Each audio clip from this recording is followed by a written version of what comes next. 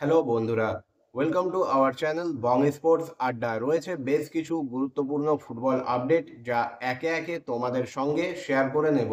প্রথমে যে আপডেটটা দিয়ে আজকের এই ভিডিওটা শুরু করব সেটা হলো ভারতের মহিলা জাতীয় ফুটবল দলের নির্ভরযোগ্য খেলোয়াড় কাজল ডি সুজা তিনি কিন্তু যোগদান করতে চলেছেন সৌদি আরবের ক্লাব আল আমাল এসসিতে।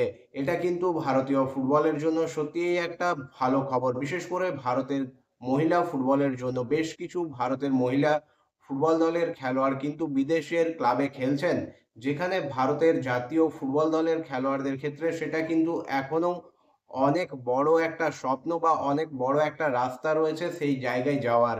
সেখানে মহিলা দল কিন্তু প্রতিনিয়ত নতুন নতুন মাইলস্টোন কিন্তু অ্যাচিভ করছে। এরপর চলে আসবো পরবর্তী আপডেটে। পরবর্তী আপডেটটা হলো ভারতের অনূর্ধ্ব 23 দল কিন্তু থাইল্যান্ডের এগেনস্টে একটা ফ্রেন্ডলি ম্যাচ খেলতে চলেছে 15ই নভেম্বর, এবং এই ম্যাচের জন্য কিন্তু একটা প্রবাবল স্কোয়াড আজ কিন্তু ঘোষণা করা হয়েছে। 7 তারিখ থেকে নৌশাদ মুসার আন্ডারে ভারতের অনূর্ধ্ব 23 দল কিন্তু প্র্যাকটিস শুরু করবে, এবং তারপর তারা 15ই নভেম্বর থাইল্যান্ডের বিরুদ্ধে প্র্যাকটিস ম্যাচ খেলবে। এরপর চলে আসবো পরবর্তী আপডেটে। কালকে কিন্তু সুপার কাপে দুটো ম্যাচ রয়েছে, যেখানে প্রথম ম্যাচে মুখোমুখি হবে মোহামেডান স্পোর্টিং ক্লাব এবং গোকুলাম কেরালা এফসি। 4:30 থেকে এই ম্যাচটা ব্রাম্বলি স্টেডিয়াম থেকে। অন্যদিকে দিনের দ্বিতীয় যে ম্যাচটা রয়েছে সেই ম্যাচটা কিন্তু যথেষ্ট গুরুত্বপূর্ণ একটা ম্যাচ, এবং এই ম্যাচটাই ডিসাইড করবে যে সেমিফাইনালে ইস্টবেঙ্গলের প্রতিপক্ষ কে হবে, বেঙ্গালুরু এফসি নাকি পাঞ্জাব এফসি। দুটো দলেই কিন্তু এই মুহূর্তে 6 পয়েন্ট নিয়ে একই গোল ডিফারেন্স নিয়ে 1 এবং 2-এ রয়েছে। যারাই কালকের ম্যাচটা জিতবে তারাই কিন্তু পৌঁছে যাবে সেমিফাইনালে। অর্থাৎ এই ম্যাচটা ডিসাইড করবে কে সেমিফাইনালে খেলবে। ম্যাচটা যদি ড্র হয় তাহলে কিন্তু ম্যাচের ফলাফল নির্ধারিত হবে পেনাল্টি শুট আউটের মাধ্যমে, অর্থাৎ পেনাল্টি যারা জিতবে তারাই কিন্তু পৌঁছে যাবে সেমিফাইনালে। পাঞ্জাব এফসিও নিজেদের প্রথম দুটো ম্যাচ জিতেছে, বেঙ্গালুরু এফসিও নিজেদের প্রথম দুটো ম্যাচ জিতেছে, এবং দুটো দলেই সমান গোল পার্থক্য, সমান পয়েন্ট নিয়ে রয়েছে। তাই কালকের ম্যাচটা জেতা ছাড়া দুটো দলের কাছেই কিন্তু অন্য কোনো রাস্তা খোলা নেই। তাই কালকে একটা হাড্ডাহাড্ডি এবং প্রতিদ্বন্দ্বিতাপূর্ণ লড়াই কিন্তু আমরা দেখতে চলেছি দিনের দ্বিতীয় ম্যাচে। এরপর যদি চলে আসি কালকে মোহামেডান স্পোর্টিং ক্লাবের ম্যাচের প্রিভিউ নিয়ে, তাহলে বলতে হয় মোহামেডান স্পোর্টিং ক্লাবের কালকে কিন্তু সুপার কাপে নিজেদের তৃতীয় তথা এবারের সুপার কাপের শেষ ম্যাচ খেলবে গোকুলাম কেরালা এফসির বিরুদ্ধে। প্রথম ম্যাচে মোহামেডান স্পোর্টিং ক্লাব বেঙ্গালুরু এফসির কাছে 2-0 গোলে পরাজিত হলেও যে ফুটবলটা খেলেছিল বা যে ফুটবল তারা মেলে ধরেছিল বেঙ্গালুরু এফসির বিরুদ্ধে, সেটা কিন্তু দ্বিতীয় ম্যাচে দেখা যায়নি। সেই পারফরমেন্সের থেকে কিন্তু অনেকটা বিলো পারফরমেন্স করেছিল মোহামেডান স্পোর্টিং ক্লাব পাঞ্জাব এফসির বিরুদ্ধে, এবং সেই ম্যাচটাও মোহামেডান স্পোর্টিং ক্লাবকে কিন্তু বড় ব্যবধানেই হারতে হয়েছে। মোহামেডান স্পোর্টিং ক্লাব যেমন নিজেদের প্রথম দুটো ম্যাচেই হেরেছে, গোকুলাম কেরালা এফসিরও অবস্থা কিন্তু একই রকম। অর্থাৎ দুটো দলেই কিন্তু নিজেদের প্রথম দুটো ম্যাচ হেরে পরে কালকে একে অপরের মুখোমুখি হবে, এবং দুটো দলেই চাইবে কালকের ম্যাচটা জিতে নিজের পক্ষে ড্র করে একটা পয়েন্ট নিয়ে ঘরে ফিরতে। মোহামেডান স্পোর্টিং ক্লাব যে আত্মবিশ্বাস নিয়ে বেঙ্গালুরু এফসির বিরুদ্ধে ম্যাচ খেলেছিল এবং ম্যাচটা শেষ করেছিল, সে জায়গা থেকে কিন্তু পরের ম্যাচে তাদের ফর্ম অনেকটাই পড়েছে।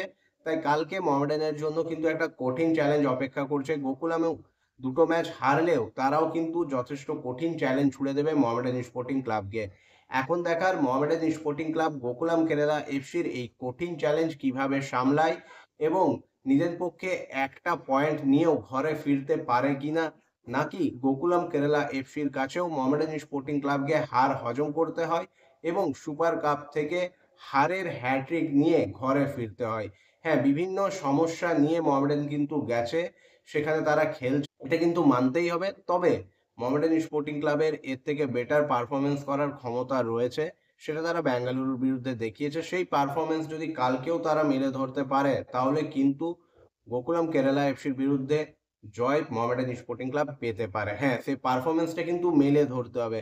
আমরা পুরো মরশুম জুড়ে, মানে যখন থেকে মোহামেডান স্পোর্টিং ক্লাব আইএসএল এ এসছে, আমরা দেখেছি একটা ম্যাচে মোহামেডান কিন্তু দুর্দান্ত পারফরমেন্স করে এবং পরের ম্যাচেই সেই পারফরমেন্সের ছিটে ফোটাও কিন্তু দেখা যায় না। এটা কিন্তু মোহামেডানের একটা বড় সমস্যা।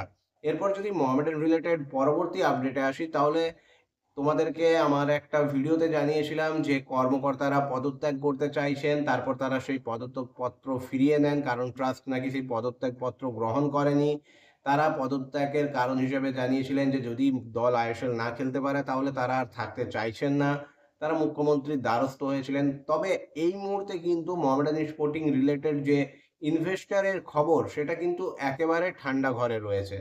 মুখ্যমন্ত্রী বিভিন্ন কাজে ব্যস্ত, মোহামেডান ক্লাব কর্তারাও যেমন ছিলেন তেমনই আছেন।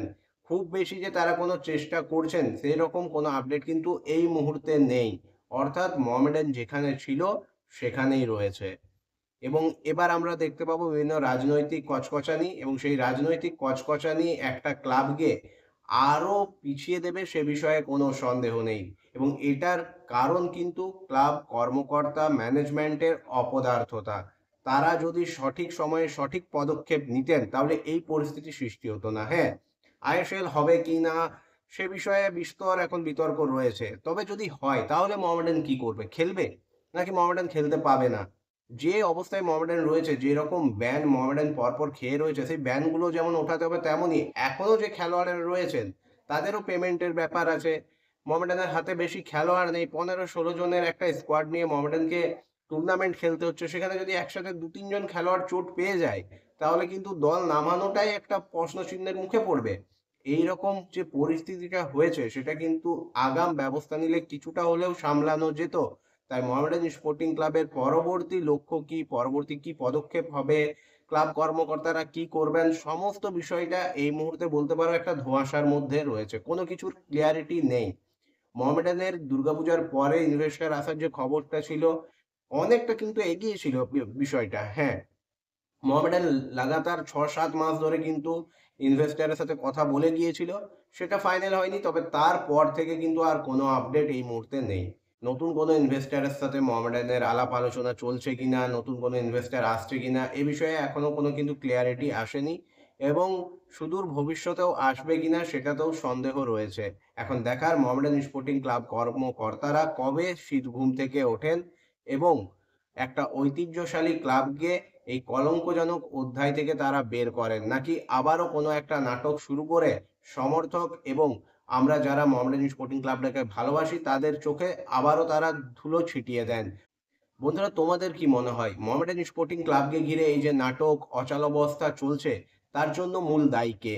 ক্লাব কর্মকর্তারা, সমর্থকেরা? অবশ্যই তোমাদের মতামত তোমরা কমেন্ট করে জানাবে। আশা করি ভিডিওটা তোমাদের ভালো লেগেছে। ভিডিওটা ভালো লাগলে অবশ্যই লাইক, কমেন্ট এবং শেয়ার করে দিও। চ্যানেলটাকে সাবস্ক্রাইব করে নিও। দেখা হবে পরের ভিডিওতে। শুভরাত্রি।